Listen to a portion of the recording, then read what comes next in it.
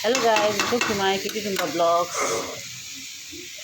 आजको हाम्रो ब्रेकफास्ट छ रायो साग अर्ग्यानिक। कस्तो मकमक बनाउनु म खाँदै पनि यस्तो खान्छैन।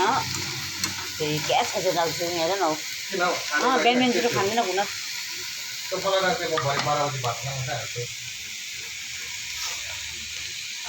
अर्ग्यानिक हो यो हो, त्यो पनि अर्ग्यानिकै हो मकैको। यहाँ हाम्रो रोटी बहिनी पाएको ए खाइनुहोस् न यो साग भयो त अन्त हैन है भएको छ नि।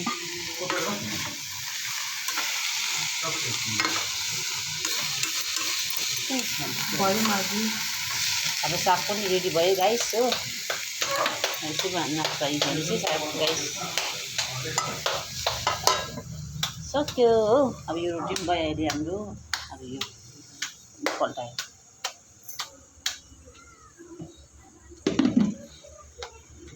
पापाको सागको पापा साग मन पराउँदैन नि। ए अझै सब्जीहरू गाइस यहाँ फुलकोपी आलुको मटरको भुजिया।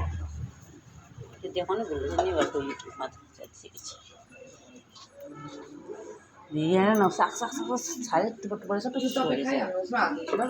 कुन चाहिँ म त्यसमा खाँदिनँ। त्यो साग खाँदिनँ म। यो साग हो त त्यसले छानी छानी खाइरहेछ। अहिले खान्छु नि एकछिन न।